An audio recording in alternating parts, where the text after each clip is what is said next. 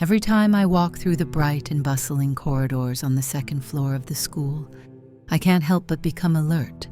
The screams of my classmates at play echo directly into my heart. They inevitably remind me of the darkest moments I've experienced. The day's troubles had already put me in a bad mood.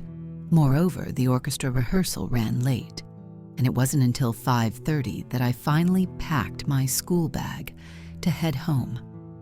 On the usually sunny campus, the moonlight now filtered through the clouds, yet it failed to illuminate a trace of the road. Tree branches crisscrossed, gnarled and claw-like, now coated with a white sheen, a drifting, uncertain veil.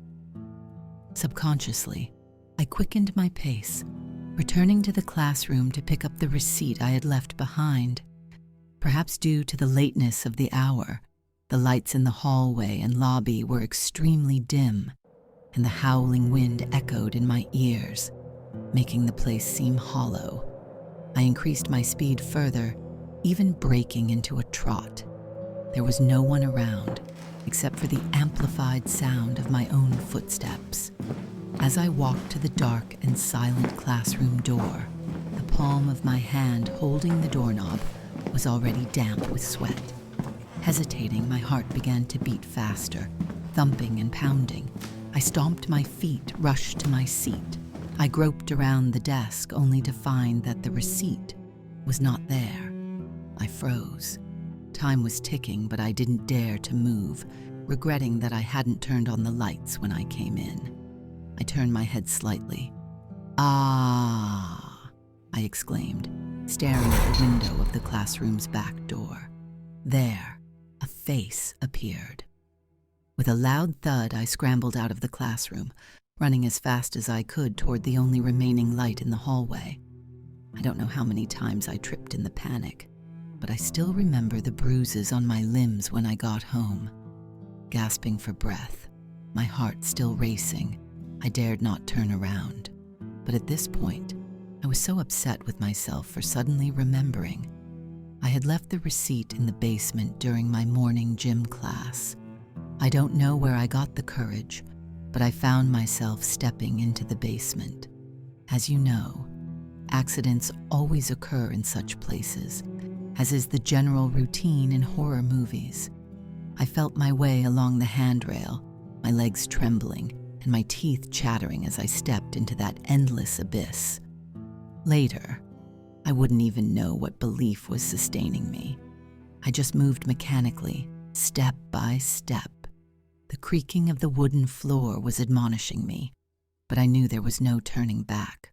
Relying on the touch of my hands, I kept feeling my way forward. Any change in sensation, from the icy chill of the metal railings to the skin-like texture of the cushions, sent shivers down my spine. I realized deeply that the unknown is the greatest fear, perhaps even more so than sadness, because it leaves you unable to cry, even when you want to. When I finally got my receipt, a faint sound of metal trembling echoed in the silence. All I can say is that fear is something that I can't put into words. I prefer not to recall the feeling of being so tense that I was about to shatter when I returned to the ground. However, the memory that remains vivid is waking up the next morning with swollen eyes and seeing the remnants of a yellow paper stuck to the glass of the classroom's back door. A paper that had been posted during an exam. I wanted to laugh, but the laughter wouldn't come. Returning to the normal routine of attending classes every day, isn't that what school life is supposed to be?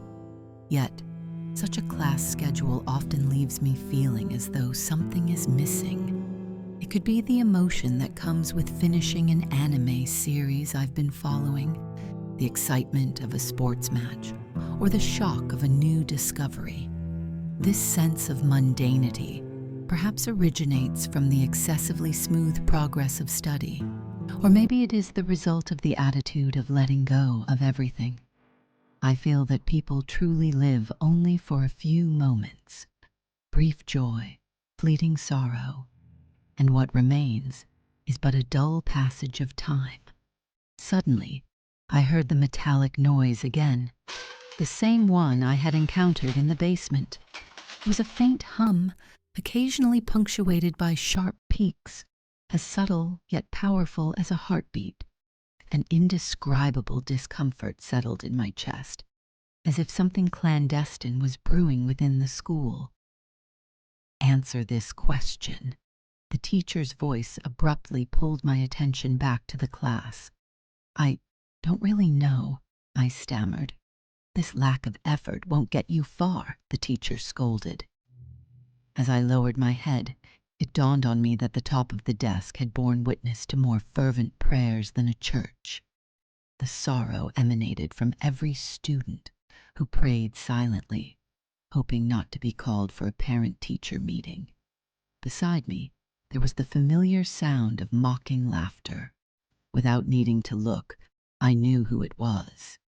He suddenly squeezed water from his bottle onto my pants and shouted, "Wow, he wet his pants!" Everyone turned to look at me and my face flushed. Their focus was solely on the water dripping down my pant legs, rendering my explanations futile. The malice in a person's heart is uglier than any monster, yet it can be constantly nourished and multiplied under the sun. Such irony.